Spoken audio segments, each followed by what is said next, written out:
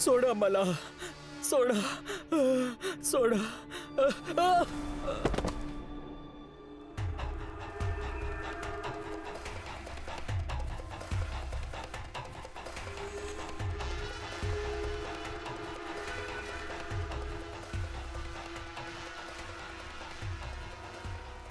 मला जाऊ द्या, मला जाऊ द्या. इथून पळून जाण्याच्या बाबतीत विचार पण करायचा नाही. पळू नाही शकणार.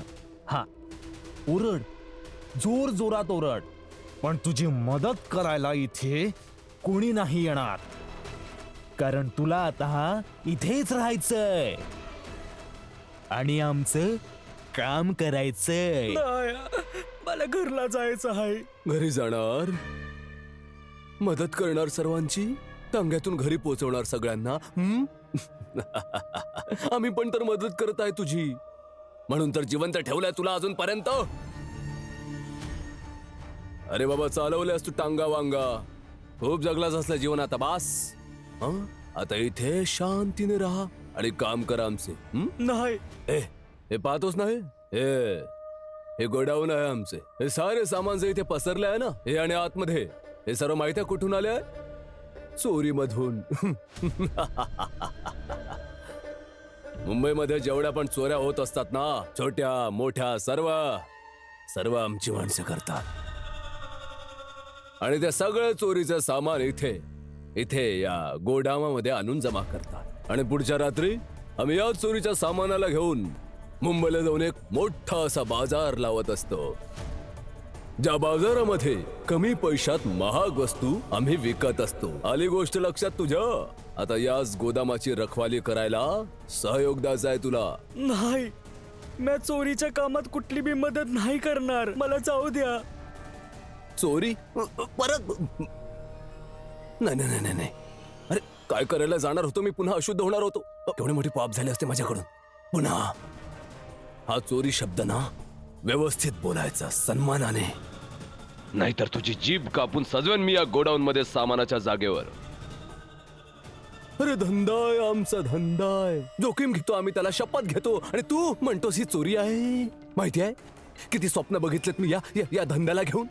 ज्या चोरीच्या गल्लीची आम्ही सुरुवात केली, ती गल्ली इतकी प्रसिद्ध होऊ दे की या मुंबईला येणारा प्रत्येक माणूस एकदा तरी त्या गल्लीत जाऊन ते सामान घेण्यासाठी विचार करावा.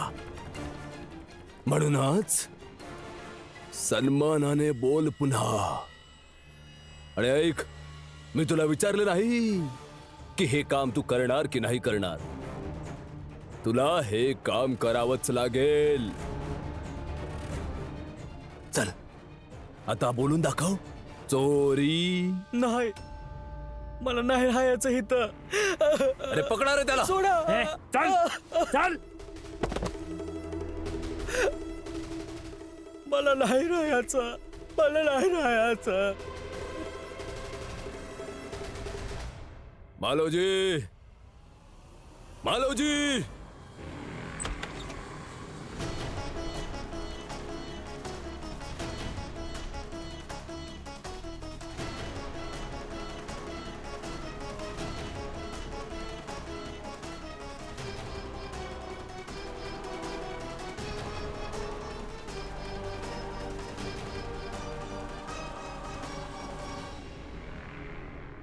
मालक, सांभाळायला.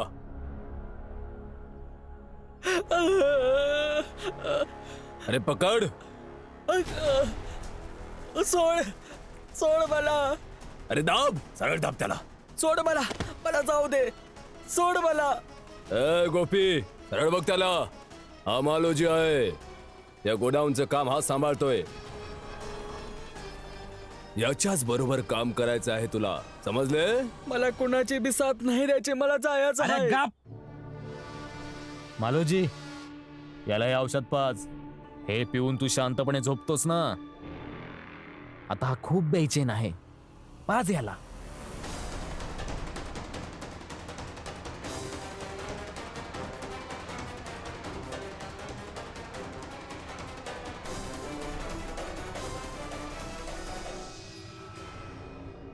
याचा अर्थ माझा मित्र मालू देखील त्यांच्याजवळच असेल. आणि त्याच्याकडून नंदू काकाच्या घराचा अर्धा हिस्सा मेघनाथांनी आपल्या नावावर केला असावा, तर आपलं काम फक्त गोपींना शोधणं नाही, तर मालूला पण शोधायचंय आणि अशा कित्येक लोकांना न्याय द्यायचा आहे ज्यांना मेघनाथ आणि त्यांच्या 2 मुलांनी मिळून अंधकाराच्या या दलदलीत पोहोचवलंय. परंतु भीम, हे सगळं सोपं नसणार, धोका पण आहे.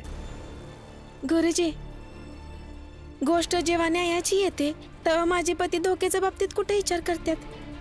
हो गुरुजी, आता फक्त तुमची साथ आणि आशीर्वाद पाहिजे या लढाईला लढण्यासाठी, कारण मी लवकरात लवकर गोपीजी आणि मालूपर्यंत पोहोचू शकेन. भीम, माझा आशीर्वाद तुझ्यासोबत सदैव आहे.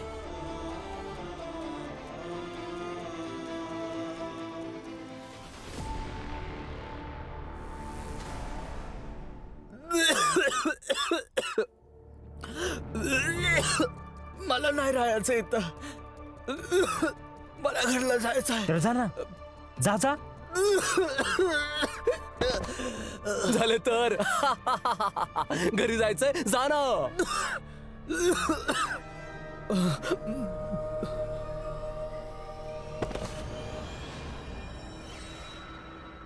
खूप कमालचं औषध आहे. घरीच जाणार. मालोजी, कसा आहेस? तुमची कृपा आहे मालक. सुंदर. आणि इथलं काम सगळं चांगलं चाललंय ना? हा मालक, चाललंय. लक्ष ठेव याच्यावर. नवीन कबूतर आहे ना, तर खूपच फडफडत आहे. हा मालक. होईल ठीक 1-2 दिवसात. जेव्हा शुद्धीवर येईल तर त्याला सर्व काम समजावून सांग आणि त्याच्याकडून काम करून घे.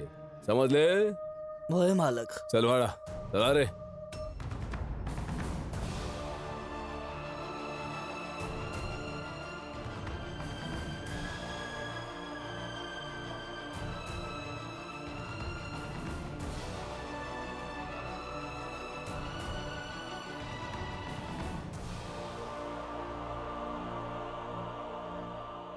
शाब्बास, चांगले काम करत आहात. करत राहा, आणखी चांगले काम करत राहा. लय मजेशीर काम आहे. पहिले मिळालं असतं लय मजा आली असती मालक. अरे भीमराव, कधी कधी थांबून जरा शांतीने बघायला पण शिक. माहिती याने काय होते, बदलत असलेल्या गोष्टींचा आभास होतो. तसे बघ, तुझ्या चाळीतले सर्व कर्मठ केवढ्या मनापासून काम करत आहेत.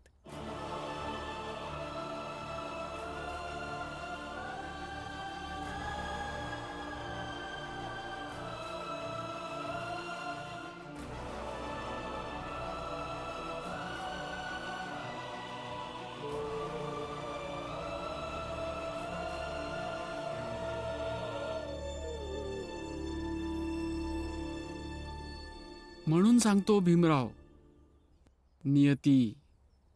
नियतीवर विश्वास ठेव. आणि तुझ्या जातीची नियती हीच आहे, हीच जे दिसत आहे ना, हीच आहे. वाचणे, लिहिणे, मोठा माणूस बनणे, भीमराव, सर्व बेकार भर आहे. तुम्ही तुमचं दुकान चालवा ना, आम्हाला कशाला समजवताय. महिला महिला महिला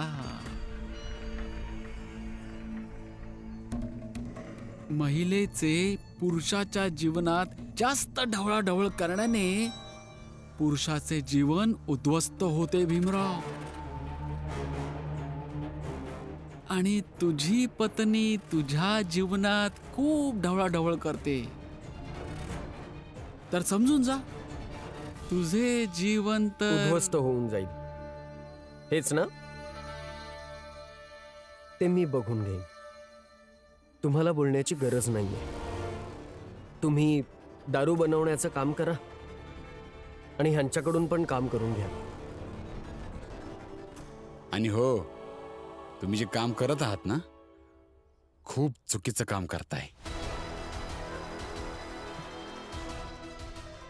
बाबा बरोबर म्हणतात की भीमराव सारख्यांना मुळासोबत उपटून फेकायला पाहिजे, कारण की दुसऱ्यांदा कधी हिम्मत नाही होऊ शकेल. आणि हेच होणार भीमराव. तुझ्या जीवनाचा राहुकाळ खराब होत आहे.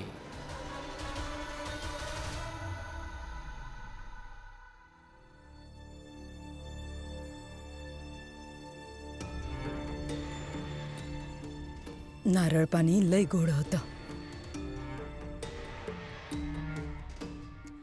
अन शोभा, आपल्या नव्या आईला औषध दिलंस का नाही दिलंस? जिजाबाई, औषधांबरोबर हिनं नारळ पाणी बी पाजलं, जे आजपर्यंत तू कधीच नाही पाजलंस. मी नाही पाजलं नारळ पाणी, म्हणूनच तर तुम्हासनी जुनी सून सोडून नवीन मुलगी बनवायला लागली आहे. जर जुनं नातं चांगलं असतं तर नव्या नात्यांची गरजच काय होती? जिजाबाई, लई वेळा जेव्हा महत्वाकांक्षा मोठी असत्या आणि समद काय करून बी मार्ग सापडत नसल, तर व्यक्ती जुन्या नात्याला शिडी बनवून फक्त सोडून देत असतो. हा, यो एक चांगला फरक पडलाय. 2 दिवस नाही झाले असतील सरळ, आणि ही मायलेकीची नवीन जोडी दनादन उत्तर देत आहे. हा, तर ध्यानात ठेव जिजाबाई, पुन्हा नादाला लागायचं नाही, नाहीतर चांगलं नाही होणार. चला ताई. चला, चांगलं आहे. एका माणसाचं जेवण तरी कमी करायला लागणार. फटाफट बनवते, नाहीतर परत येईल. नाही जिजाबाई,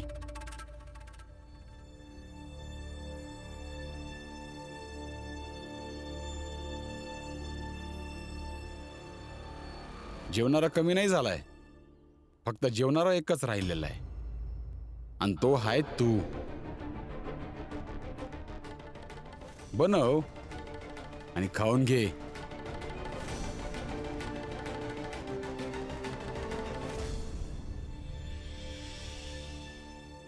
थांब,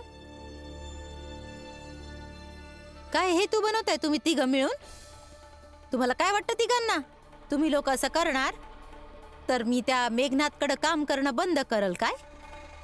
आणि तुझ्या आत्तीला परत घरात बोलवल? नाही आई, आम्हासनी असं काय बी वाटत नाही, कारण आम्हाला माहितीये तुम्ही असं काय बी करणार नाही. हा, फक्त एवढंच लक्षात ठेवा की तुम्ही आमच्यावर नाराज होऊन आपल्या मनाचं काम करताय, आणि ठीक तसंच बाबा तुमच्यावर नाराज होऊन आपल्या मनाचं काम करत आहेत.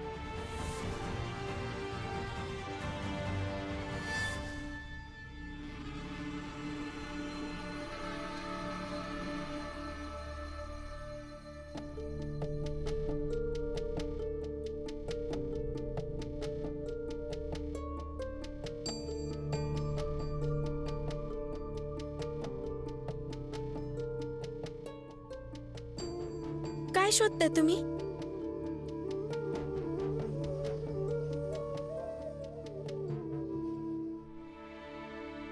तुम्हाला काय पाहिजे मला सांगा ना. थांब रमा.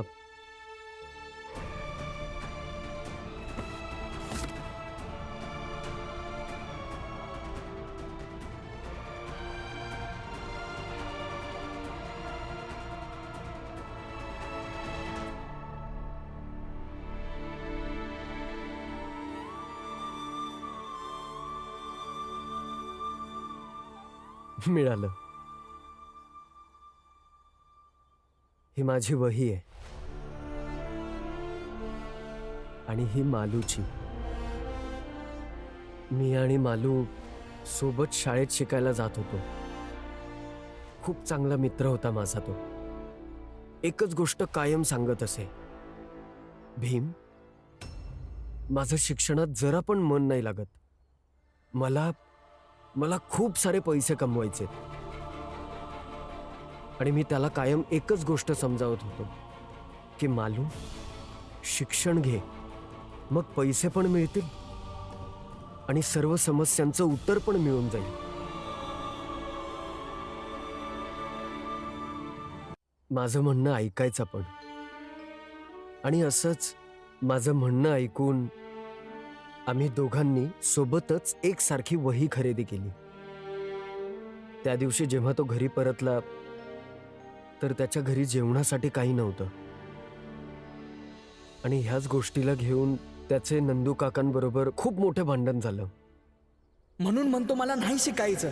तुमच्या फुलं इकण्यानं आपण दोघं भाऊ व्यवस्थित खाऊ बी नाही शकत. मी मजुरी केल्यावर आपल्याला भूक लागल्यावर आपण खाऊ तरी शकतो, पण नाही ना तुम्ही मला जेवायला देऊ शकत आणि ना मजुरी करायची परवानगी. या गोष्टीवर आणखी किती भांडण करणार आहेस तू? एकदा मी सांगितलं ना तुला की म्या जिवंत असेपर्यंत तू मजुरी नाही करायची तर नाही करायची.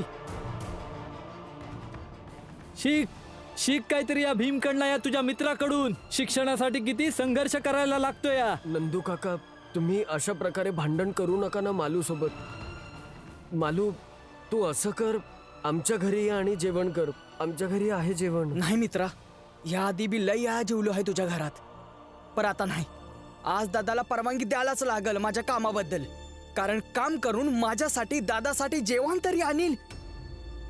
जशी मोठ्या जातीचे लोक श्रीमंतीत राहतात ना, तसं मी राहू शकतो. तुला मोठ्या जातवाल्यांसारखं थाटात राहायचंय ना, तर मग जा इथून निघून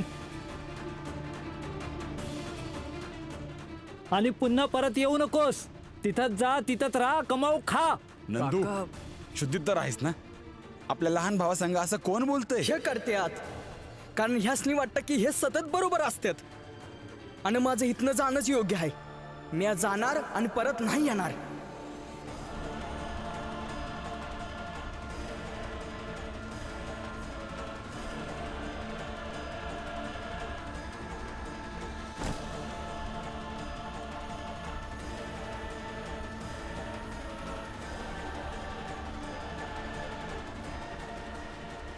आणि मी चाळीच्या बाहेर गेलो त्याला अडवायला.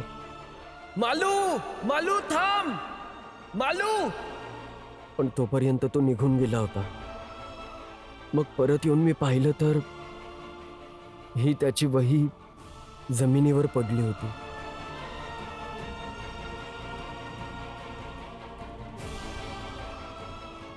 मी उचलली आणि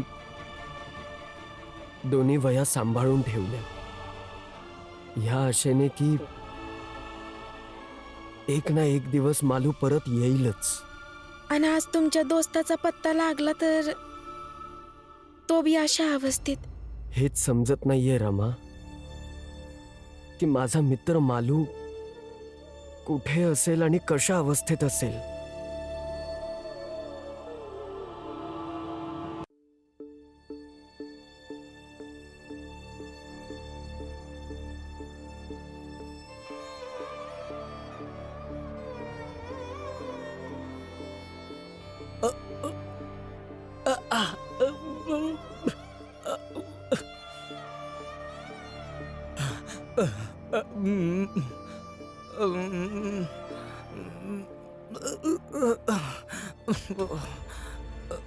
मला सोड, मला सोड, मला जाऊ दे.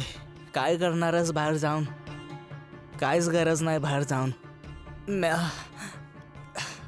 किती कष्टानं चांगलं आयुष्य जगणं सुरू केलं होतं. म्या मला पुण्यांदा तसं आयुष्य नाही जगायचं. तू मला सोड. हे बघ, इथं ना दोन गोष्टी केल्या जातात आणि दोन गोष्टी नाही केल्या जात. काम कर, दारू पी, ना स्वतःबद्दल कुणाला सांगूस, आणि ना ही आशा धर की तू इथनं व्यवस्थित निघून जाशील. जो पात्र इथनं जायची इच्छा मनात आणत राहशील ना, तर असाच बांधला जाशील. तू तुझं आयुष्य असंच फुकट घालवशील. मी येतो. मित्रा, माझं एक बोलणं ऐक.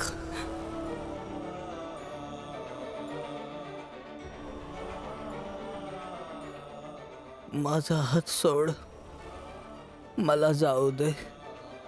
पुण्यांदा ना मला मित्र म्हणून नको बोलूस.